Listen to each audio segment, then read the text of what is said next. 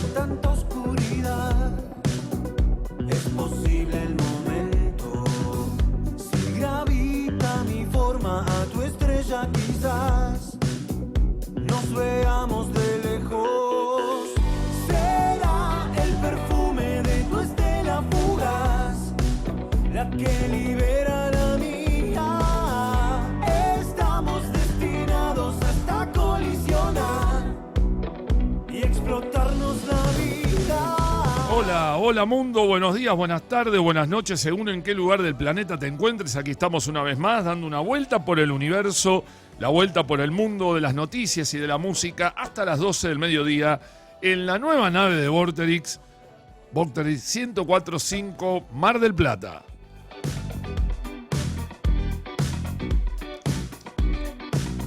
Nos vemos, nos escuchamos a través de www.vorterixmdq.com.ar. Hay también una app que es Vorterix MDQ. Nos comunicamos, nos mensajamos a través del 223-548-1045. También salimos por Twitch, Vorterix-MDQ. Y que también tenemos un Instagram que es @vueltaporeluniverso-MDQ.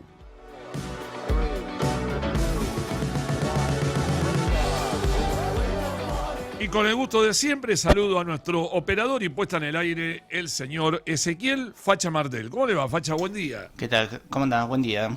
Qué ventarrón, ¿no? Uy, casi salgo volando. Con la puerta, todo. Increíble, increíble. Pensé que eran los vientos del Sahara. Sí, tranquilamente podría haber sido, porque aparte también estaba volando un poco de tierra, ¿viste? Me sentí un poco Lawrence de Arabia en algún momento. Lawrence de Arabia. Lawrence de Arabia. Qué, sí. qué increíble. Qué película, ¿eh? ¿Podemos actualizar un poquito los datos del tiempo? Ahora si querés, mientras lo presentamos al resto de los integrantes, Dale. Lo busco y yo te comento. Fíjate porque me parece que hay una baja sensación térmica, ¿eh? Al menos hoy a la mañana fue tremendo el frío que hacía aquí en la ciudad. Bueno, por suerte calmó la lluvia, ¿eh? Esperemos que se mantenga así. Hoy no está la capitana, se bajó del barco por este sábado, por algunos compromisos que tuvo, pero sí está conmigo a mi izquierda hoy, el representante de la selección española, Diego Gutiérrez. ¿Cómo te va, Guti? ¿Qué tal? Muy buenos días a todos. ¿Cómo andan? No, como representante de la selección española. Y justamente vamos a hablar de tu Por país, Dios, mira, de España. Mi origen es, español sí, pero Sí, pero Nada que ver no. con esa selección. no me das una, ¿eh? Todas son para la roja, ¿eh? No, para Argentina. Tirá alguna para la selección Son blanca. todas para Argentina. Bueno, tenemos muchos temas. Hay muchos entrevistados. Si sale bien y se alinean todos los planetas, vamos a tener 3. Pero, mientras tanto, les decimos, tardamos un poco porque la verdad que a media mañana siempre es lindo matizar con un lindo café, con unas buenas tostadas, o en este caso con un tostado, sino también con unas medialunas exquisitas. El mejor café tostado negro está en Garden Café, allí en Santiago del Estero 2578, que también cuentan con un sistema de delivery, si no podés llegar hasta el café. Bueno, las chicas de Garden Café te acercan ese café tostado que es el mejor de Mar del Plata, allí en Santiago del Estero 2578. Así que gracias a Rocío y todas las chicas que nos atienden tan bien cada vez que vamos a desayunar antes de venir aquí al programa, porque la verdad que hay que cargar combustible para bancar todas las pálidas que están pasando en el mundo, ¿no?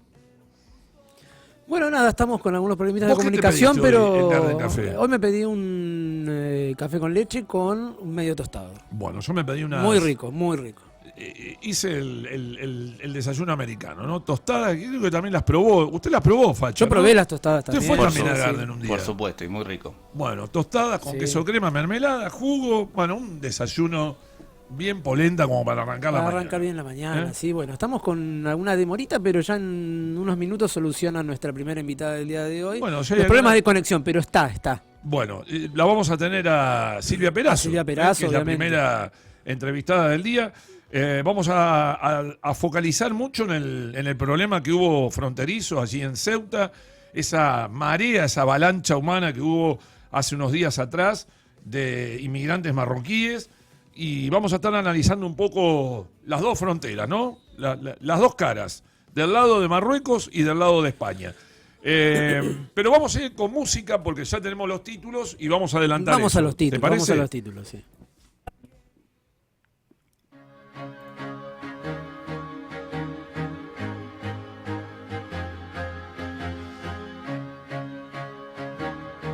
En instante nada más, Ezequiel Martel nos dice qué temperatura tenemos a la hora 10 en Mar del Plata. Por ahora nos vamos a ambientar, a precalentar con los títulos del programa de hoy. Invasión rusa a Ucrania, 5 muertos y 21 heridos por una bomba contra un alto jefe militar en un restaurante italiano de Moscú. Ataque terrorista según el alcalde moscovita. ¿Las sospechas apuntan a Ucrania? ¿El blanco del ataque era el comandante de la Fuerza Aeroespacial Rusa, Alexander Chaiko? ¿La lista de asesinatos rusos, blancos selectivos, en la lista ucraniana? ¿Zelensky busca la ayuda de Elon Musk para atacar a Rusia? ¿Europa y la OTAN analizan cómo respaldar a Kiev para su defensa antiaérea? ¿Putin lamentará algún día haber invadido Ucrania según Xi Jinping? ¿Por qué las tendencias actuales favorecen a Ucrania? ¿Ataques misilísticos rusos versus drones explosivos ucranianos? ¿Rusia y Ucrania luchan ahora por el control del espacio aéreo?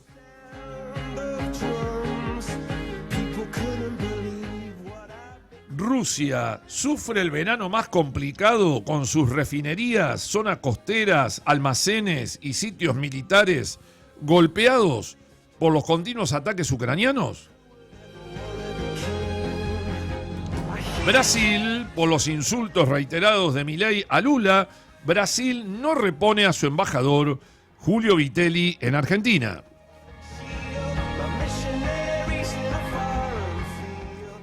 La crisis golpeó al embajador argentino en Brasil Daniel Raimondi, de vacaciones obligadas en nuestro país. Milei, un capataz de Trump para Lula y compañía. La bipolaridad argentina de forma permanente. Ahora se duda del financiamiento brasilero en la campaña anti-argentina. Es una cosa de... ¿Por qué Trump tomó represalias con la embajadora brasilera María Luisa Viotti en Estados Unidos y le retiró su visa? ¿Sigue Lula con una ventaja de 5 puntos para el balotaje con Flavio Bolsonaro? ¿Primera vuelta de 39% contra el 30%? ¿Quién es Alfredo Gaspar, el candidato a vice de Bolsonaro? Y por último, España, Ceuta se normaliza y suma 141 migrantes muertos. ¿Cuántos migrantes marroquíes sin papeles regresaron a su país de origen? ¿Hay algunos que están escondidos en la zona? Si consiguen trabajo, ¿no vuelven? ¿Crisis política entre varios países de la Unión Europea? ¿Exigencias de Italia de controles fronterizos entre España y este país? ¿Se refuerza la seguridad en las fronteras por pedido de la presidenta de la Unión Europea, Ursula von der Leyen? ¿Hay migrantes deambulando por las calles de Ceuta? ¿Se atacó la soberanía española? ¿Reconsiderará Pedro Sánchez organizar el Mundial con Marruecos? Y finalmente, ¿en qué consistió la reunión del rey Felipe VI con el presidente de la ciudad autónoma de Ceuta, Juan Jesús Vivas? Bueno, variadito, ¿no? El asunto, y ya estamos conectando. Presentala vos. Presentala. Vos presentás mejor que yo, dale. Bueno, vamos a recibir a nuestra primera entrevistada del día. Vamos a recibir a Silvia Perazo, ¿sí? Por supuesto que es historiadora y especialista también en historia de África contemporánea. Así que para nosotros es un lujo, un placer tenerla en el programa de hoy. ¿Cómo te va, Silvia? Buenos días. ¿Cómo estás? Hola, ¿cómo están? ¿Cómo anda todo por ahí? Con mucho frío, con mucho frío. ¿Qué temperatura tenemos? A ver si... Parece que tenemos una térmica de... En este momento tenemos 9 grados, con un cielo despejado, pero le decimos a la gente, no esperen mucha más temperatura, vamos a tener una máxima de 10. ¿Sí? Ojo con el viento, vayan firmes, por favor, no se me caigan en la calle. Bueno, para que tengas una idea, teníamos una térmica a las 9 de la mañana de 2 grados 4 décimas. Esa era bueno. Nos volvió el frío. Mirá, me estoy conectando desde Cipolletti, Río Negro. Acá tenemos -1, pero con un sol atroz, ¿no? Así que divino porque hacía un montón que no veía el sol. Bueno, primero agradecerte, ¿no? La posibilidad de tenerte. Y en segundo lugar, quería consultarte, porque vamos a hacer un poco de historia. Digo, ¿cómo recibe España los territorios de Ceuta y Melilla? Porque se hablaba de una violación a la soberanía territorial, pero alguna persona que no está informada en el tema dice, pero ¿cómo? Ceuta y Melilla están en el norte de África. Digo, ¿no son invasores los españoles? ¿Cómo hereda estos territorios España en el norte de África? Bueno, en realidad, tiene 2 enclaves, ¿no? Tiene Ceuta, la ciudad de Ceuta y la ciudad de Melilla. Y además varios peñones y 2 islotes en el norte del Mediterráneo.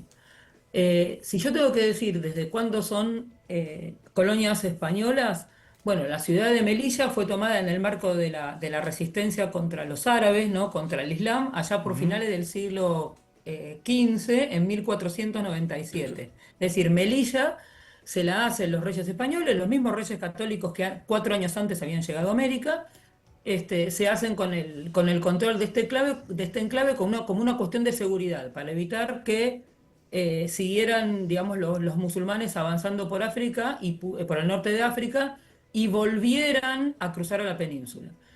El caso de Ceuta es diferente, porque el caso de Ceuta fue tomada a principios del siglo XV, en 1415, por los portugueses.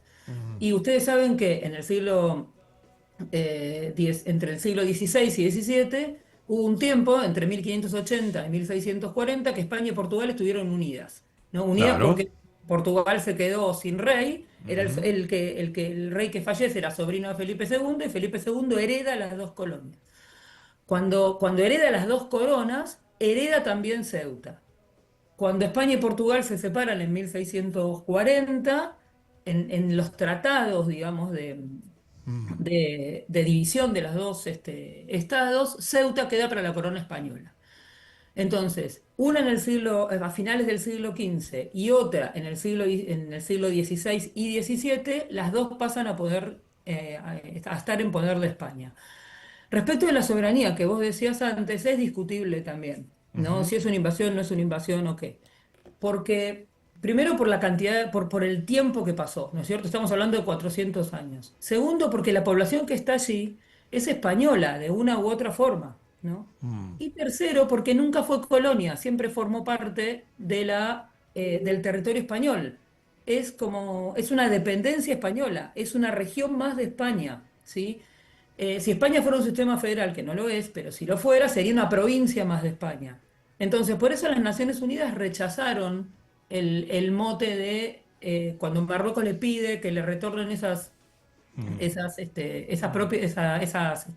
territorios, rechaza el mote de colonia, porque la población tiene los mismos derechos que los españoles, vota igual que los españoles y forma parte integrante del territorio español desde hace 400 años.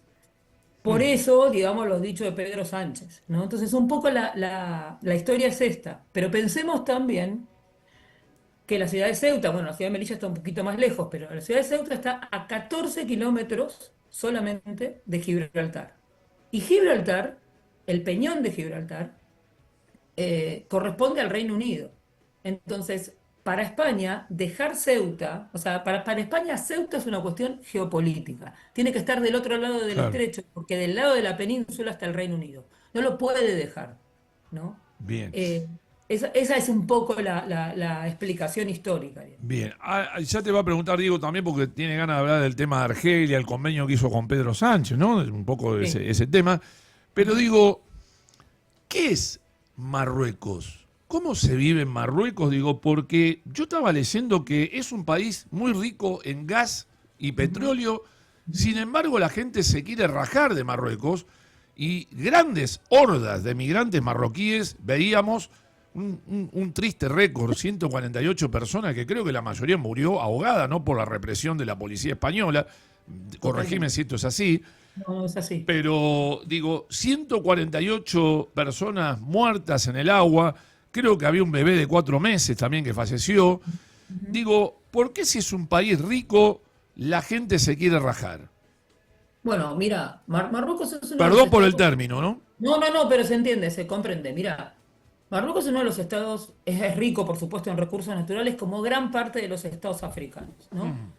Y además es uno de los estados que más crece de África, sobre todo en los últimos 25 años, más o menos, el reino empezó una serie de inversiones a gran escala, tendientes a explotar esos recursos naturales, inclusive en regiones que son controversiales, como la del Sahara Occidental y demás. Y siempre Marruecos tuvo relaciones privilegiadas con la Unión Europea, ¿no? Sobre todo cuando la Unión Europea se formaliza ya por finales de la década del 90, uno de los primeros estados, en realidad el primer estado que formaliza un acuerdo formal con la Unión Europea, era Unión Europea +1, era Marruecos, ¿no? Marruecos siempre tuvo relaciones con Europa absolutamente estrechas y relaciones vinculares con España, por ejemplo, y con Portugal. De hecho, en Marruecos se habla español y demás. Ahora, hay otra cosa que hay que saber de Marruecos, es que todo digamos, el gobierno es árabe. Y gran parte de la mayoría, digamos, gran parte de la población, la mayoría de la población, es bereber.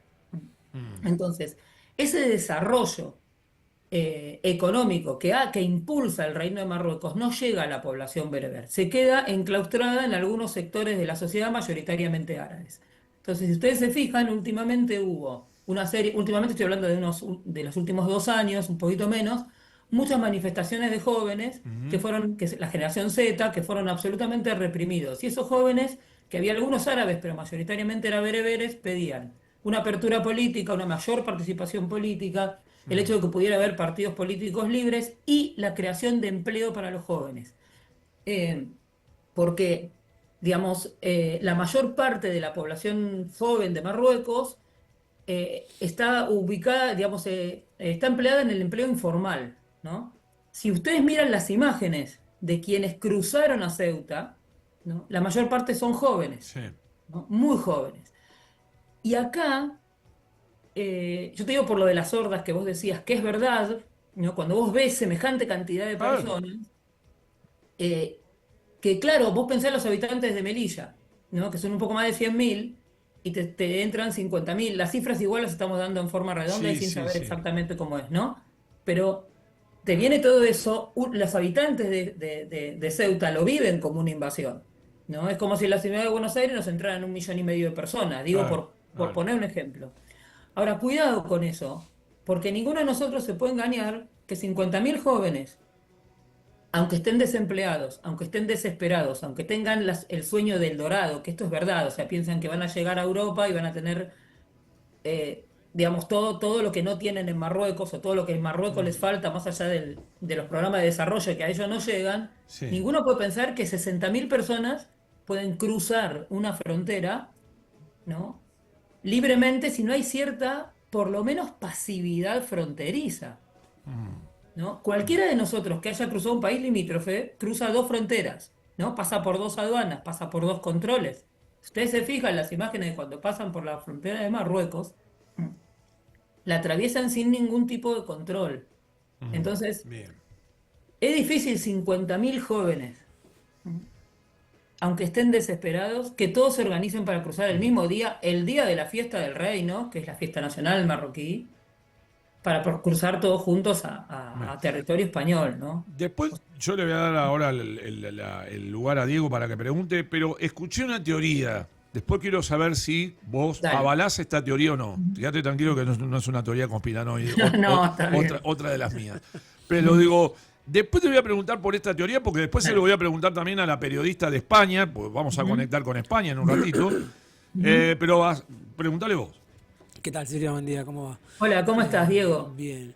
Bueno, mi pregunta tenía que ver un poco también con algo de lo que te preguntó Marcelo, pero bueno, esto que pasó, digo, este gran flujo de migrantes que aparentemente, o por lo menos en un principio, tiene una razón de ser, obviamente con las cuestiones económicas y de la juventud que vive Marruecos, pero que también tiene una parte política, que es la instrumentación justamente de la migración como una herramienta de presión política del gobierno de Marruecos hacia el gobierno de España. Digo, esto tiene que ver con eso, como sucedió en el 2021, tiene que ver con esa visita de Pedro Sánchez a Argel, creo que fue el 20 de julio, y que tuvo que ver con algunos acuerdos de relanzamiento de las relaciones diplomáticas entre los dos países y unos acuerdos energéticos.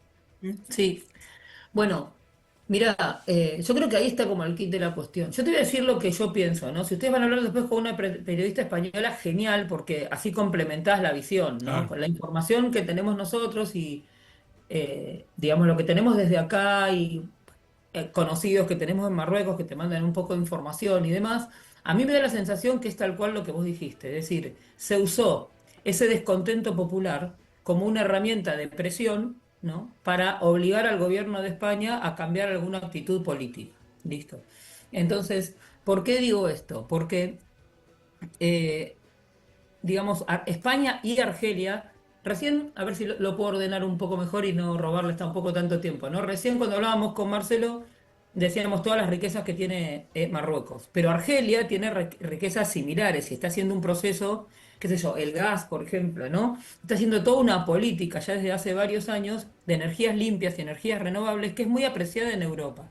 En el contexto de la guerra de Ucrania y Rusia, Argelia se posicionó, Argelia, que está al lado de Marruecos y que es competidor neto, digamos, de Marruecos, el mayor competidor que tiene, se posicionó como un país confiable, con un proceso de inserción económica a nivel global muy serio y con una serie de megaproyectos energéticos que convencieron a Europa, entre ellos a España. Por cuestiones políticas, Argelia y España tenían rotas las relaciones bilaterales entre ellos, que se empezaron a restablecer de a poco a fines del año pasado, después en febrero de este año, y ahora justamente unos días antes de esta gran ola migratoria, habían reanudado las relaciones y firmado, aunque sea medianamente de palabra, nuevos contratos comerciales que tienen que ver con el hidrógeno verde y con la provisión de gas hacia España. Y todo eso sale de la esfera de Marruecos y pasa a la esfera de Argelia. Entonces, esto parece una represalia, una herramienta de presión, pero una represalia, ¿no? Hacia España por los convenios con Argelia. Y no se olviden además que Argelia o sea, Argelia y Marruecos tienen las relaciones internacionales interrumpidas desde hace ya un tiempo digamos, por la cuestión del Sahara Occidental. Que España también cambió su política respecto al Sahara Occidental y va y viene respecto de esto, ¿no? Y eso no le resulta confiable a Marruecos, porque como decíamos hace un ratito, Marruecos siempre tuvo un vínculo, digamos, muy estrecho con la Unión Europea y sobre todo con España y sobre todo con Portugal. Y necesita, para ese megaproyecto que tiene Marruecos, que es parecido al de Argelia, necesita la cooperación de Europa, necesita que Europa le compre. Claro, Si España claro, no le va a comprar claro. a Marruecos, le va a comprar a Argelia, ¿qué pasa con los aranceles? ¿No? Entonces, Bien. nada. Bueno, para cerrar, porque tenemos que conectar con España, muy breve, digo, la teoría que escuché es la siguiente. Esto habría sido orquestado por varios socios, Estados Unidos e Israel, financiando a los marroquíes para hacer esa avalancha humana, con el apoyo desde adentro de la derecha española, llámese Partido Popular, para pegarle a un gobierno ya alicaído, yo diría prácticamente muerto en vida, como el de Pedro Sánchez, para terminar de liquidarlo. ¿Puede haber habido una red, una trama de socios para alimentar se entiende, ¿no? Esta avalancha humana? Mira, yo realmente no lo sé. Se lo voy a preguntar también a la periodista de España. Preguntáselo a eso. De todas formas, a mí me da la sensación, hay dos cosas en lo que vos decís que yo creo que sí tienen asidero y firmes, ¿no? Digo, ¿sabés por qué te digo esto? Porque digo, sabemos que España se negó a colaborar en la guerra con Irán. España no le cedió las bases a Estados Unidos y yo creo que hay una herida ahí que sangra, que duele y viste cómo son. En política siempre hay un vuelto. Sí, yo no sé si se articula todo, ¿no? En un plan organizado. Pero estoy segura que la derecha española está en esto, que se usó dentro de la política interna de España como una nueva herramienta más de desprestigio para pegarle como el golpe final a Pedro Sánchez, que se usó la desesperación de Ceuta, porque la verdad es que Ceuta está bastante abandonado por el gobierno peninsular. Esto no es de Pedro Sánchez, es de Pedro Sánchez, de Aznar, del anterior, o sea, desde mucho, ¿no? Pero se utiliza todo eso. Entonces no me extrañaría que ciertas organizaciones de derecha tengan que, apoyadas quizás por otros países de Europa, los dejo a consideración de ustedes, ¿no? Tengan un poco que ver con eso. Por otro lado, lo de Trump es verdad, porque aunque te parezca mentira, quien tensionó aún más el problema entre Marruecos y Argelia, ¿no? Y entre Argelia y España, fue Donald Trump, ni siquiera Estados Unidos, fue Donald Trump, ¿no? Porque el gobierno anterior no tenía esa cuestión. Y en este sentido, cuando Trump reconoce la soberanía marroquí en el Sahara Occidental, desestabilizó toda la región. Entonces, entre lo que vos decís de la no colaboración española con Trump, ¿no? La derecha española y Marruecos, que está resentido con unos y con otros, me parece que podría tener asidero. Yo no sé hasta dónde Trump o sea, porque Trump es muy discursivo también. Claro, y te sumo esto. La condena de España de Pedro Sánchez hablando de genocidio en Palestina. Ahí tenés otro punto más para sumar. Otro punto más, ¿no? Bien, bueno. Todo cierra. Bien, ¿viste? bien, Marruecos no bien. forma parte del Medio Oriente, pero está muy cerca. Y es la mirada es global y es del Mediterráneo en Sí, este caso. sí. No se olviden de Italia, no se olviden de Francia, también Ahora. tienen cuestiones de ver por ahí. Ahora lo vamos a consultar con la española. Buenísimo. En realidad es una argentina que vive en España. Bueno, Maravillosa. te mandamos un beso grande, éxitos. Me dijo Diego que creo que estabas en un congreso, ¿no? Sí, ando por acá en un congreso, en una capacitación también. Ahora Historiadores, politólogos, ¿cómo les gusta viajar y no? Es lindo. No, Y- venimos a que la gente del interior pueda tener Bien. los mismos académicos que están en Buenos Me Aires. parece bárbaro, hay que federalizar el conocimiento. Tal Te cual. mando un beso grande, gracias. Buen fin Gracias, de semana. chicos. Éxitos, Un beso gracias. grande. Gracias, Chao, chao, chicos. Gracias. Bueno, ahí estaba entonces, historiadora, especialista en historia de África contemporánea, Silvia Perazo. Y te agrego un datito más. Bueno, Israel tiene, aparte de ser socio de Marruecos en la cuestión que tiene que ver con los acuerdos de Abraham, Bien. también tiene una sociedad comercial entre una empresa petrolera israelí y la estatal marroquí para la explotación de gas en las aguas del Atlántico marroquí. Bueno, todo tiene que ver con todo. Digo, decía hay Pancho intereses, Ibáñez, ¿no? digo, no implica algo de eso, pero hubo rumores en la semana sobre que la inteligencia israelí estuvo colaborando con la inteligencia marroquí para alentar estos cruces hacia la frontera. Lo tiró un poco la inteligencia china, esto, por algunos medios, sin dar ninguna prueba, digo, pero por lo menos lo tiró. No me cierra esa marea humana, viste, que de repente. Eso se creo desató. que es así, que hubo una instrumentación por lo menos de parte del gobierno marroquí, sí o sí, porque Claro. dejó pasar. Pero nunca en esa cantidad. En el 2021 lo hizo con alrededor de 10.000 personas. Esta vez fue ya lo quintuplicó, se habla de 60.000, 70.000, no se Fíjate sabe que fue tan exactamente. descontrolada que no pueden calcular la cantidad de migrantes que se Claro, filtraron, claro, que sí, se sí. pasaron. Bueno, ¿con qué nos vamos musicalmente? Nos vamos musicalmente, sí, nos vamos a ir obviamente, si estuvimos hablando de Marruecos y de África, vamos a ir con algo de la región. Ahora te voy a decir exactamente el nombre. Lo ayudo aquí a Lo Sí, tengo, por lo favor, tengo, ayúdalo. lo tengo. A veces hace falta una ayuda. No, lo tengo por acá. No, yo confío, yo confío. Que es Heilan y Hawidi. Perfecto, vamos. ¿Se entendió? هادية المسحرة مغربية يوفي ممشينا يفرحوا بيك وبيا